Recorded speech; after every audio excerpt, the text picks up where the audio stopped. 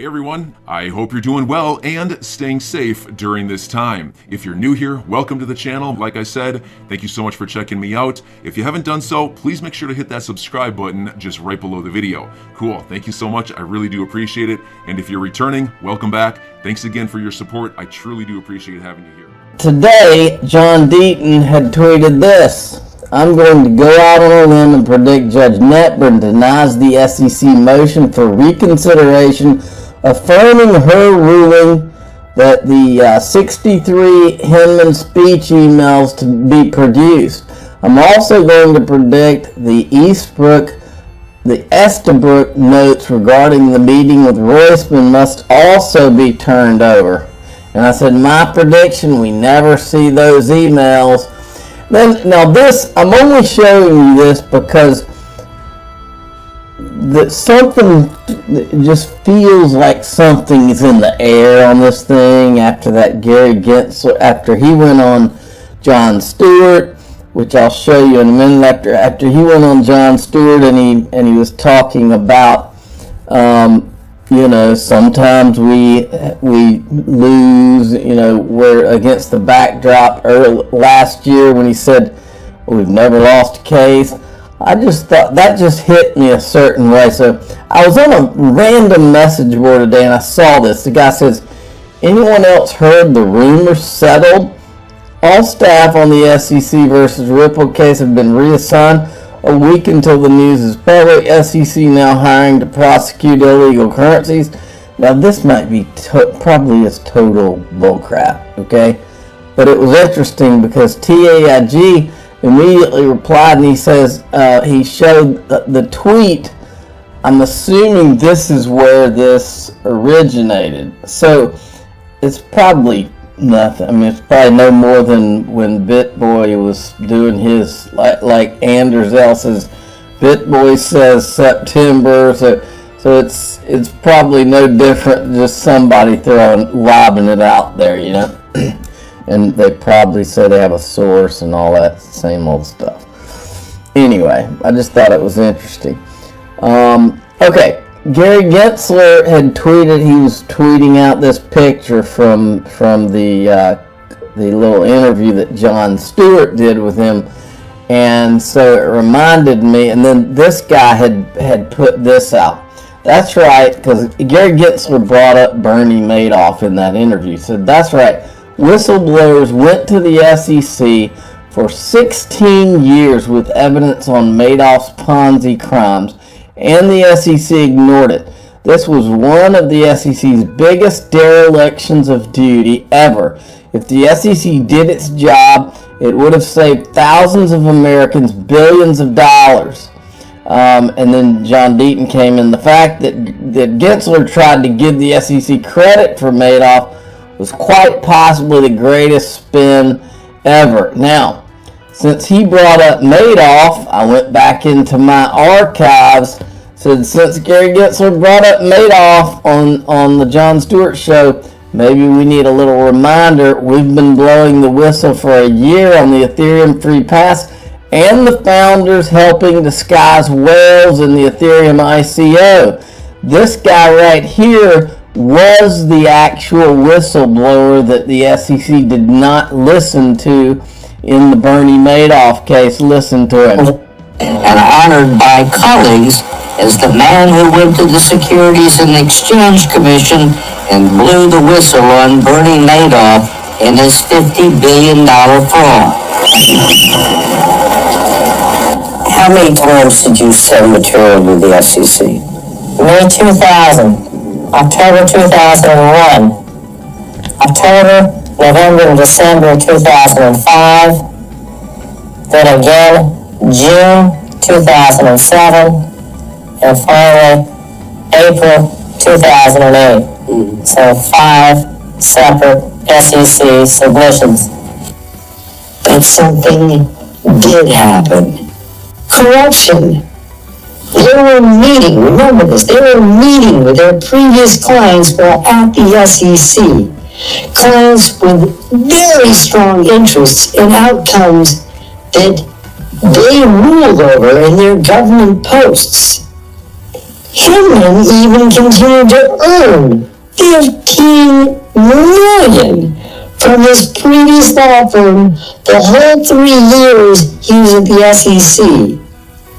You're either a horrible lawyer who can't see the conflict of interest, or you don't care because you're horribly corrupt. So you've got the skills or the moral compass, but you can't do this and have both. And when you're pulling in $5 million a year, odds are it's not the skills they're missing. And that is the bigger story of what is going on with the SEC and Ripple.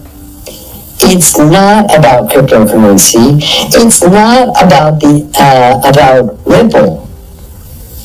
It is about the SEC, specifically corruption and regulatory capture.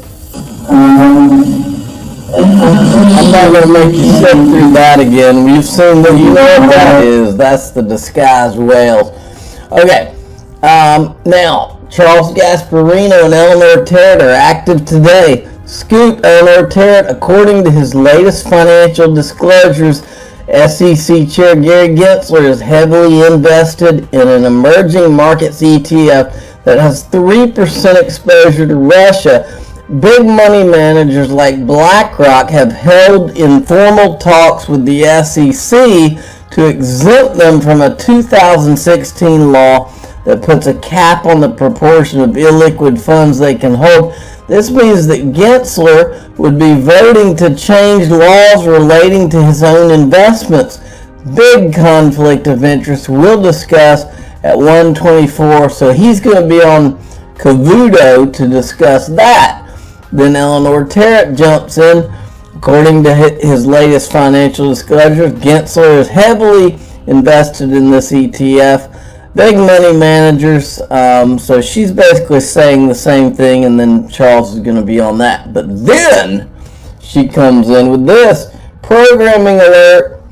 We will have Ripple CEO Brad Garlinghouse on Liz Claman at 3:45 to discuss the impact of cutting Russia off from SWIFT and the larger conversation surrounding the crypto markets. I'm sure Charles Gasparino will squeeze in a question about the SEC lawsuit as well.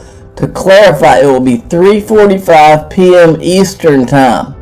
We're going to be watching for that, folks. I'm ready. Alright, I put this out. I'm not going to play it because I got a copyright hit in my first video today when I played the Jon Stewart interview with Gary Gensler, and that's the second part of this. But the first part, Gary Gensler says we haven't lost a case on August 3rd, 2021. In the second part is the Jon Stewart interviews where he says we take some losses from time to time. John Deaton's take on it is he's been advised Ripple could achieve a complete victory. This makes Judge Netburn's reconsideration decision even more significant.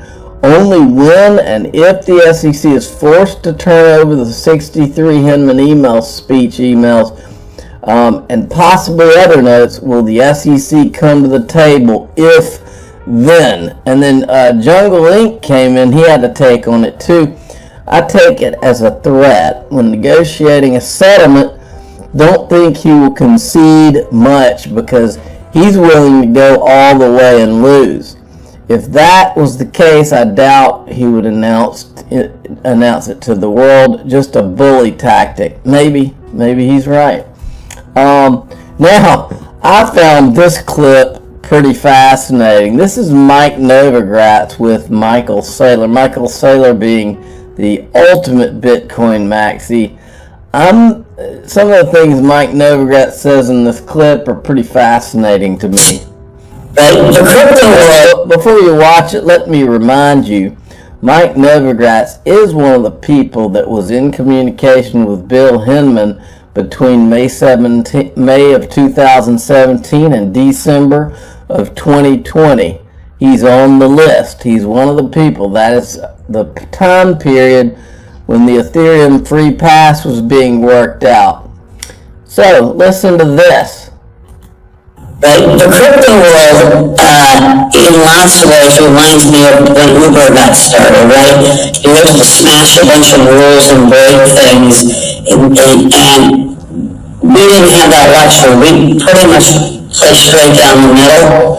I used to have a sign that says, "We're too rich to go to jail." So that's the first interesting thing of this clip, is that he apparently thinks he's too rich to go to jail. Even Gary Gensler, the new head of the SEC, he was really interesting. He taught a class on blockchain at MIT, and I taught one of his lectures. That's the second interesting thing.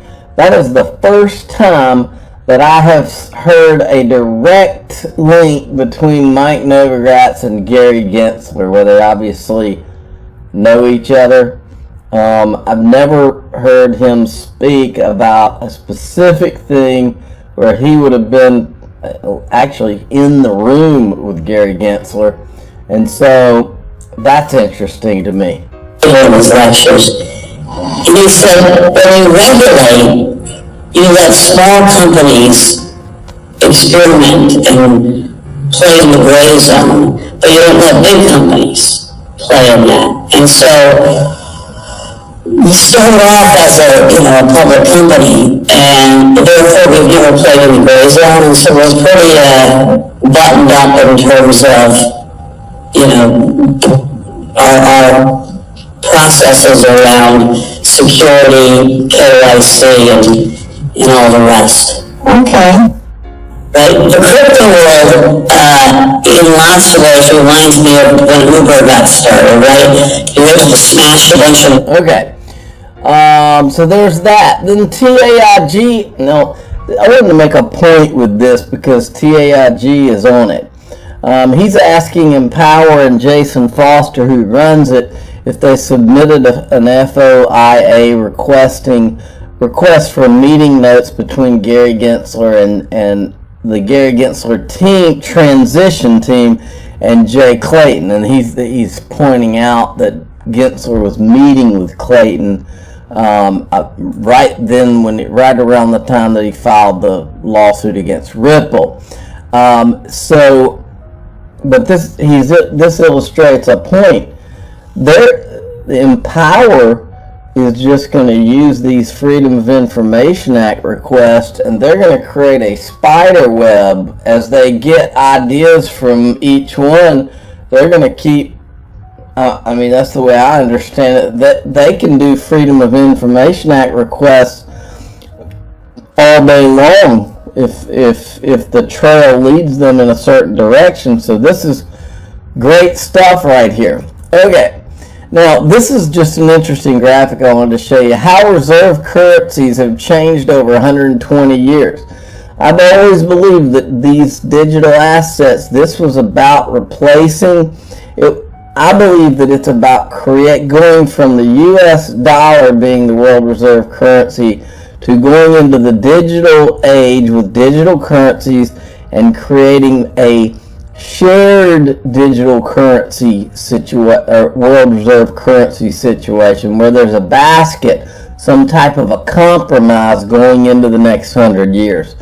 And that's what I think these things are for. Now, Peter Schiff, who is a gold bug, he says the U.S. has just sent a clear message to China: sell all U.S. dollars and treasuries ASAP. This will be a huge problem for the U.S., especially with the Fed shrinking its balance sheet to the U.S. bond market will crash, taking the U.S. economy and the stock market down with it.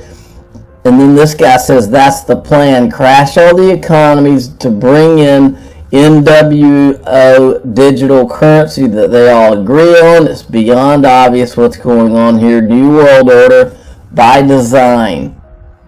I kind of think that's right.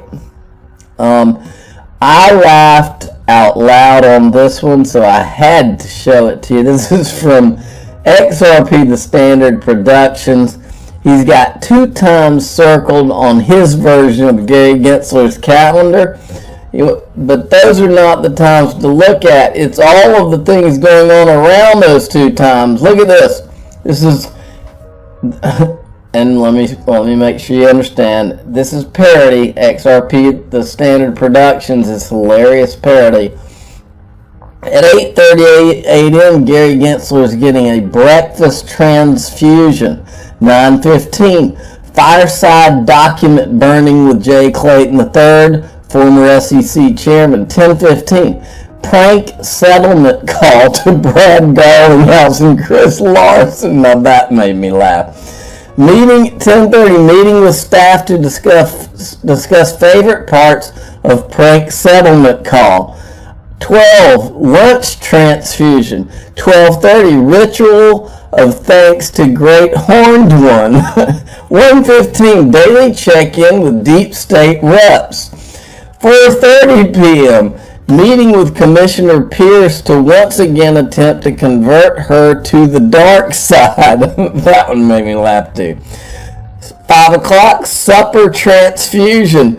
5:30, evening preparations to enter regeneration chamber to replenish the life force. I'm your guy. I will keep you posted. I'm your advocate. I'll be back on a daily basis, usually multiple times per day, with these videos to keep you updated with everything going on. So, I hope you enjoyed the video. If you haven't done so, make sure to hit that subscribe button. Feel free to share any of my videos with your friends, family, social media, or anybody who may care to listen. Thanks so much for your continued support. I'm always here for you. I want to help you through this time. So thank you so much for continuing to choose me. Enjoy your day, stay safe, and I'll catch you again probably in a couple hours. Thanks, everybody. See you later.